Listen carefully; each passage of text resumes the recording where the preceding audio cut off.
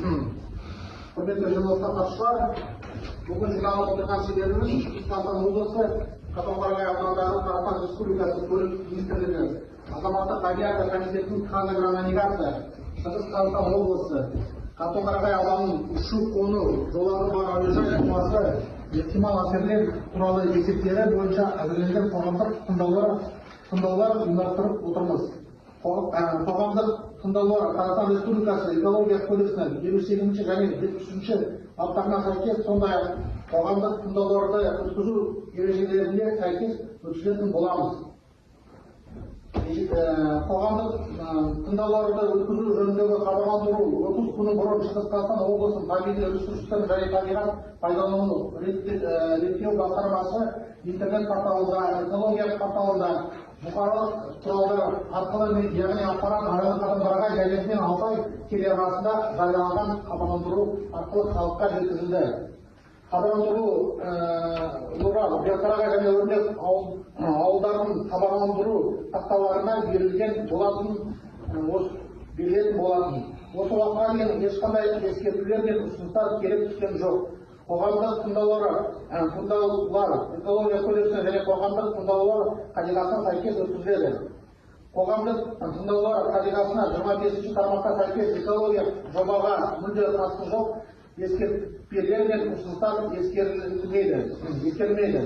Бүгінгі қоғамдық тыңдаулар ашық деп жариялаймыз және қоғамдық тыңдауларға төрағасымен Қарабалин Мансұр Мырзабекұлы Қатон-Қарағай ауданы әкімінің орынбасары енді қоғамдық тыңдауға хатшы сайлау керек.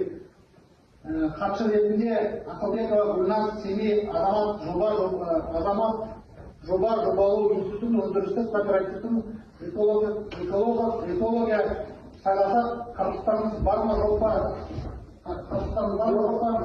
Жоқ. Енді жоқ болса, осы кісіге баяндау үшін сөз берейік.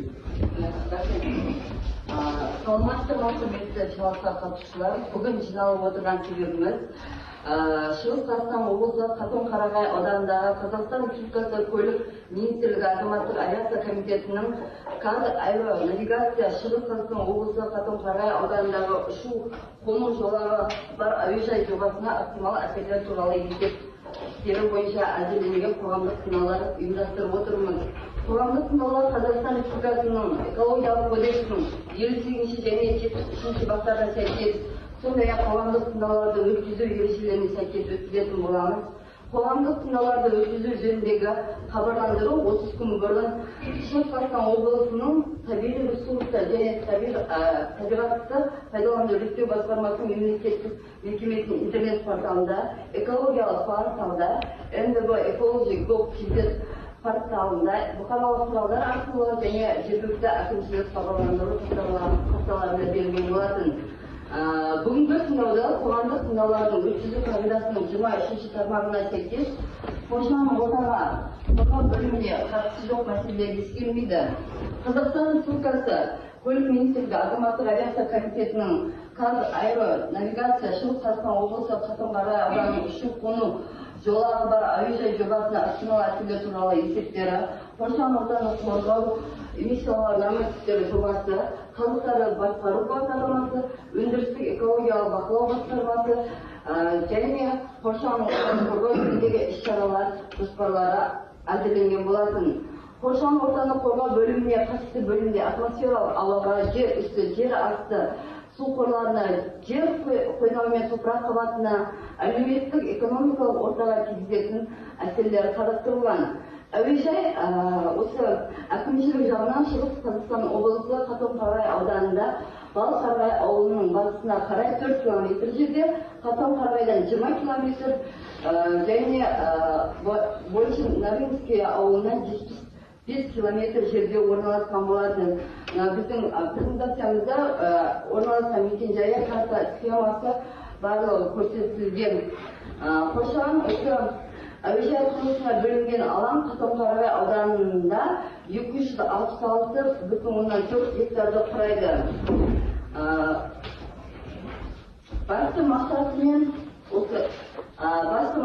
қызметі әуежайдың әуежай құрылысы Қатон-Қарағай курорттық аймағының туристік инфрақұрылымын дамыту тұжырымдамасы аясында қарастырылған.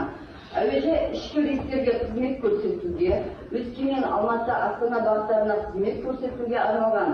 Әуежай 08-26 елді мекеніне бағытталған және ұзындығы 2200 метр, ені 35 метр болатын жасанды беті асфальт бетон жасанды ұшу-қону жолағымен жобаланған. Әуежай құрылысының болжамды басталу күні 2026 жылы 1-тоқсан болып есептеледі. Барлығы құрылыс жұмыстарының ұзақтығы шамамен 12 айды құрайды. Әуежай пайдалануға беріледі деп, яғни шамамен 2027 жылдың 1-тоқсанында. Нысанды кейінге қалдыруға қарастырылмаған, яғни 26 жылдан бастап құрылыс жобалары басталады. Әуежай құрылысы 3 кезеңде аяқталады. Бірінші кезеңі ішкі рейстерге қызмет көрсететін әуежай құрылысын, яғни Г классы аэродром. Екінші кезең халықаралық рейстерге қызмет көрсететін әуежайдың Б классы аэродромы.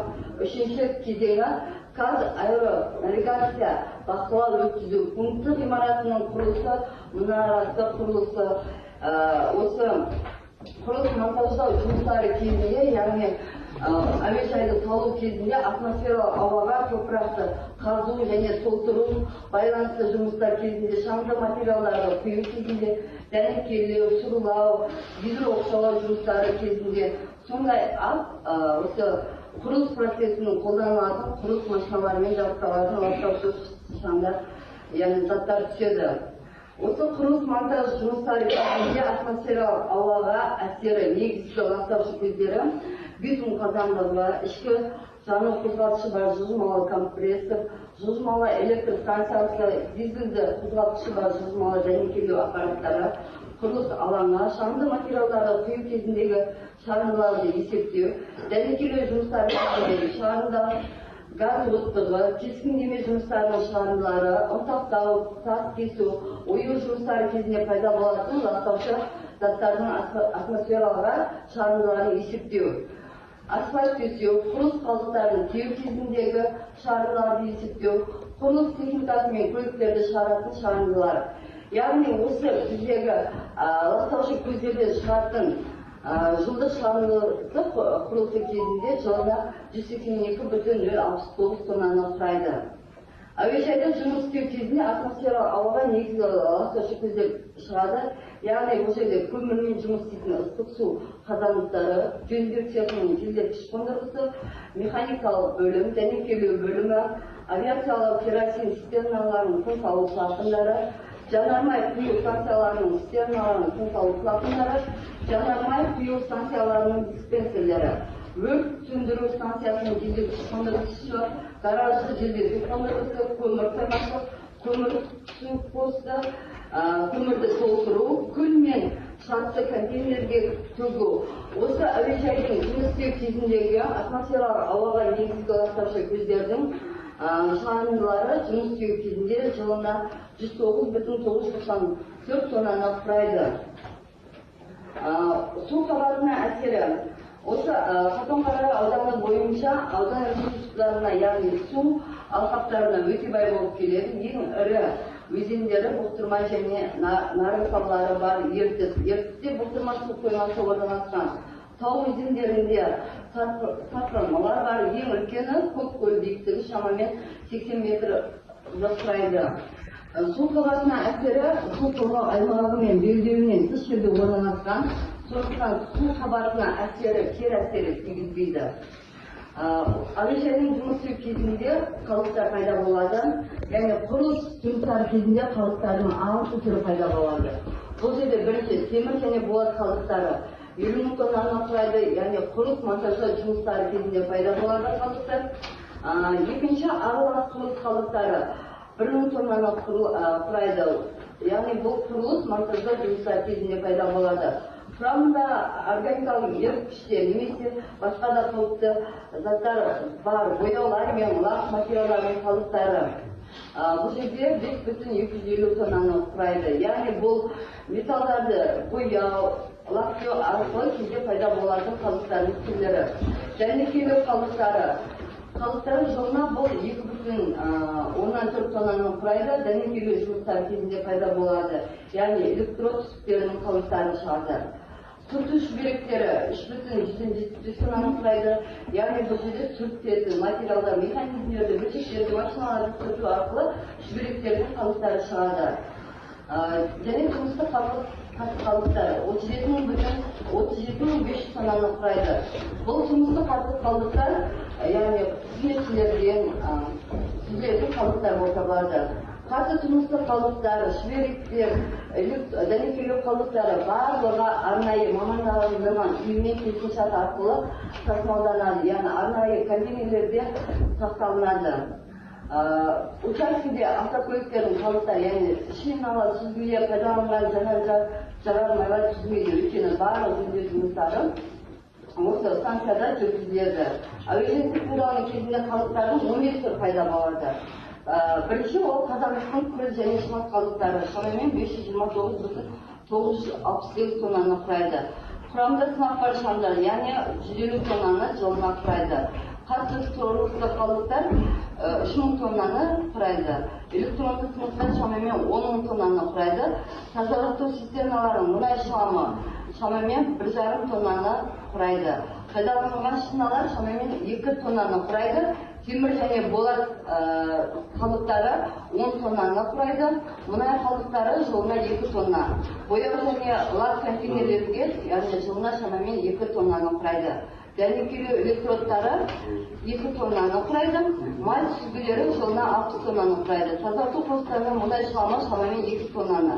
Құрылыс қалдықтары жылына 5 тоннаны құрайды. Медициналық қалдықтар 1 тонна, майлы шүберектер 1 тонна құрайды. Осы барлық қалдықтар арнайы контейнерлерде, арнайы алаңшаларда жинақталып, келісім шарт бойынша тасымалданады. Қалдықтардың, яғни физикалық әсері осы құрылыс жұмыстары кезінде, пайдалану жұмыстары кезінде белгілі нормада физикалық шум, вибрация бөлінбейді, адам өміріне кері әсері байқалмайды. Өйткені ең жақын тұрғын үйлер 4 км жерде орналасқан. Осылайша физикалық факторлардың қосылған ортаға әсердің ең төмен мәні болып табылады. Өсімдік және жануарлар әлеміне әсері. Қатон-қарағай аумағында жусан, қауырсынды шөп, бетенген, тал, көктерек, қайың, қарағай, шырша өседі. Ауданда Қатон-қарағай мемлекеттік ұлттық табиғи паркі орналасқан. Жоба алаңда жасыл, осы қызыл кітапқа енген сирек, эндемикалық және құрып экопродуктінің өсімдік түрлері мен дәрілік жобаның аумағында тікелей өспейді. Қатон-қарағай территориясында қасқыр, түлкі, қоңыр, аю, борсық, марал, елік мекендейді. Осы кепкіл, тоғай, шықалар да кездеседі. Жобаланған нысанның әсер ету аймағында жабайы жануарлар сирек кездеседі, немесе жойылып кету қаупі төнген, қызыл кітапқа енгізілген туралы жоқ. Құрылыс жүргізілетін аумақта жануарлардың көшу жолдары жоқ. Учаскеде мемлекеттік орман қоры жерлері немесе ерекше қорғалатын табиғи аумақтар жоқ. Флора мен фаунаға кері әсері байқалмайды. Осы әуежайдың құрылыс монтажы жұмыстары кезінде, пайдалану кезінде қоршаған ортаны қорғау жөніндегі іс-шаралар қарастырылған. Біріншіден, осы құрылыс жұмыстары кезінде аумақты ылғалдандыру арқылы шаңсызданды басу. Екінші, атмосфералық ауаның сапасын бақылау, әсер ету аймағы бойынша. Үшінші, тұтыну қалдықтары, яғни үшінші тұлғаға беру. Төртінші, топырақтың жанар-жағармай материалдарын ластаудан қорғанудың мақсатында машиналар мен механизмдерге жанармайдың арнайы жанар-жағармай станцияларында жүзеге асыру. Сарқынды суларды белгіленген орындарға шығарып, санитарлық қорғау аймағын көгалдандыру, технологиялық өндірістік нормаларын қатаң сақтауын бақылауды күшейту, атмосфералық ауаға шыққан шамдарды бақылау және қадағалау. Стационарлық көздерден ластаушы заттардың шығаруларының алдын алу және азайту бойынша іс-шараларды жүзеге асыру. Яғни уақытылы техникалық қызметтерді көрсету арқылы тазартудың пайдалану дәрежесін сақтау.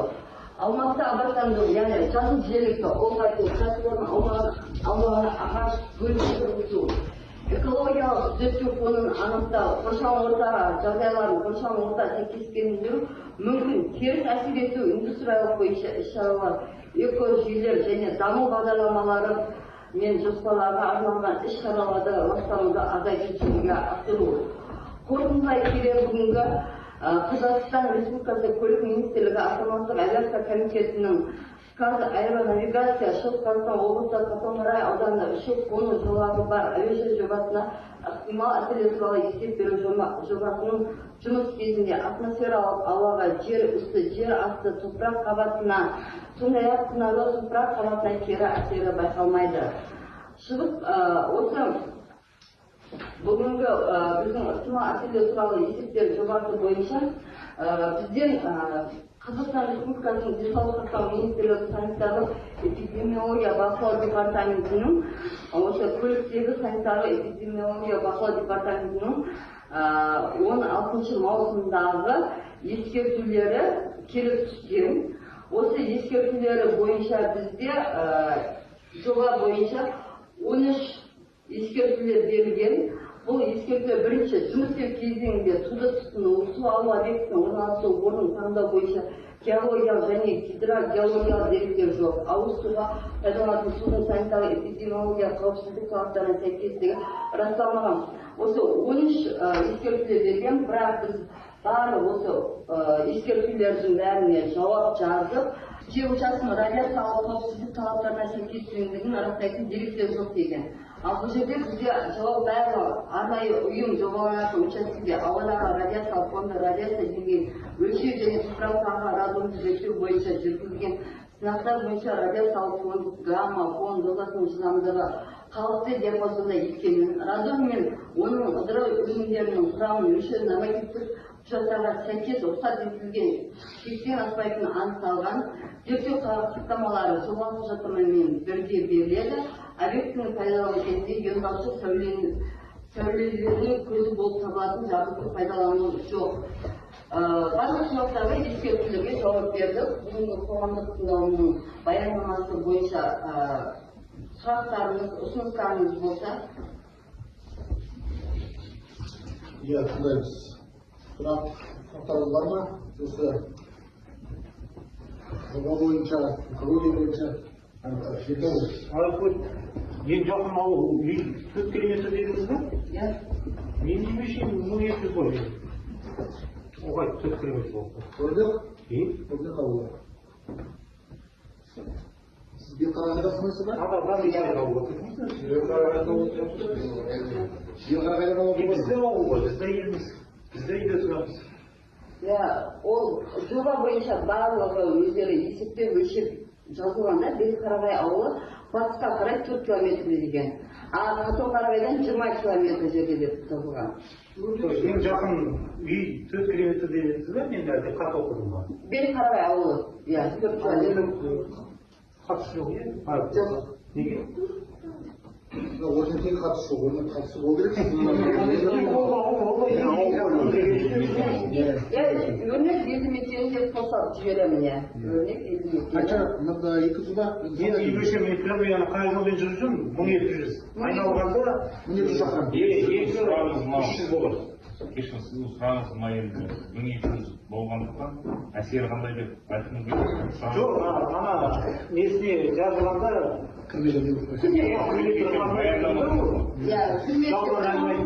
қалай деген ой пайда болды ғой адам. Әсері қандай шақырым? Мен және нәрсені және деймін.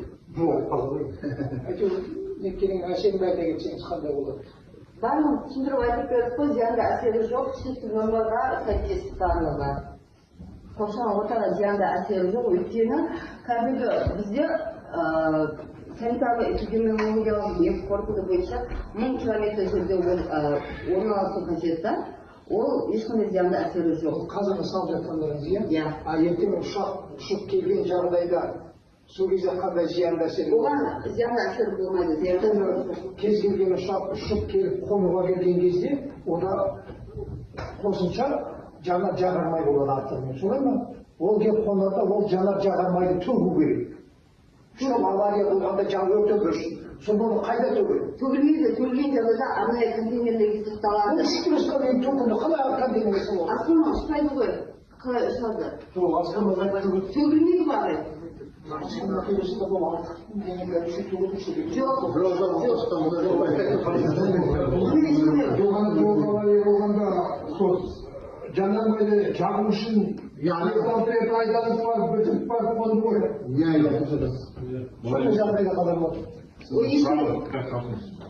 Мына сұрақ қойылды ғой. Сұраққа жауапты, нақты біз хаттамада көрсетеміз. Жоқ дейді. Ертең бұл хаттаманы сайтта көрсетеміз. Ертең зерттеледі бұның ертең. Болашақта өзі салынады. Осы есептің бәрін ертең саралау керек. Мен мынау азаматтар осындай жұмыс жасап келді деп отыр ғой. Мен осы сұрағыңыз өте дұрыс. Осы сұрағыңызға жауапты мына әкімдік сайтқа орналастыру керек. Жоқ, ешқандай әсері жоқ. Бұл сол ары қарай жұмыс істей береміз ары қарай. Егер ертең сұрақтар болса, бұл хаттаманы көтереміз. Мен мына жерде келесі бір сұрақ.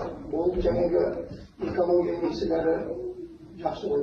Ендігі бір сұрақ, мына ауылдың 54 адамның жері кетіп отыр. Өте маңызды сұрақ. Осы 54 адам осы ауылдың тең жартысынан көбі деген сөз. Сонда ол кісілер қалай өмір сүреді? Біріншіден. Екіншіден сол кісілер сол жерді аламыз деп алып, соған заводқа қойып, біреу техникалды, біреу астық алды, біреу не алды. Ертең ол келген ол жердің ақшасын төлеу керек, солай ма? Сонда төлеген кезде ол ақшаны қайтеміз. Біз аэропорт салып жатыр, тосаттан біз деп айтамын, банкке қалай болады? Негізгі сұрағыңыз өте дұрыс. Біріншіден бұл жерді біз рәсімдеу жұмыстарын қазір жобалау жұмыстары басталып ол құрылыс басталардың алдында ол жер біз шекарасын айқындауымыз керек. Егер ол банкте залогы имущество болса, онда әкімдік бұл сұрақ шешуге келеді. Жер кодексінің 82-ші бабы бойынша жаңағы кеткен жердің иесіне баяғы мемлекеттен соған дәл сәйкес жер берілуге келіп өтемақы төленуі керек. Ол қалай болады? Бізде енді бұл жергілікті бюджет 82-ші бабы бойынша жер кодексі. Өте дұрыс. Бірақ бұл жергілікті бюджеттің есептеледі. Енді әкімдік бұл жұмысты қазір іске асырады. Оның біріншісі ол жер учаскесін беру немесе ақшалай компенсация болу. Оны дайын етеміз. Бірақ қазіргі таңда біз құрылыс жұмыстарын тоқтата алмаймыз. Бізге де тапсырма бар. Президенттің тапсырмасын орындауымыз керек. Сондықтан әкімдікпен, осы халықпен үш жақты бірігіп жұмыс істейміз. Ешкімнің құқықтарын бұзу ондайға болмайды. Сол халықтың құқығын берген сұрақтар да осы. Ол мен естігем. Бұл сұрақтың өткен мынау қазіргі сіздер осы жер телімдерінің қожайындары негізгі шағын жерді сөйтесің дұрыс қой. Ең жақсы жерді алып тұрсыз ғой әуежай. Енді әкімдік басқа жерді беру мүмкіндігін қарастыру керек. Екіншіден бұл сұрақ ертең облыс әкімдігінде көтереміз. Өйткені бұл маңызды сұрақ. Ең маңызды сұрақ осы. Сондықтан да сұрағыңызға рахмет. Сіз сұрақты хаттамаға қосыңыз и біздің шешімімізді айтқан нәрсені жауабыңызды қосыңыз.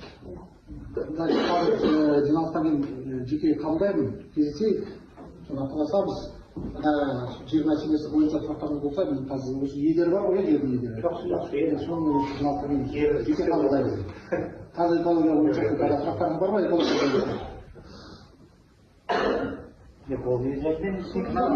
Енді сұрақтарыңыз болмаса, халыққа дейін. Осы ауылдар енді халықтар енді сіздер жүргізген әуежай шаруашылығы, үлкен шаруашылық қой, дұрыстар бір есептен. Енді бұл зияны жаңа өздеріңіз айтып отырсыздар. Мәлім дәрежеде енді ол экологияға осыны тиеді. Енді бұны басқартып айтқанда, бұл жердің халқы басқа жұмыспен айналысқан жоқ, мал шаруашылығымен отыр. Сіздердің жаңағы айтқандай мал шаруашылықпен малды мысалы бағудың да бәрінде ол қысқару керек те, ол ешкім әзір бұрынғыдай мал баға алмайды.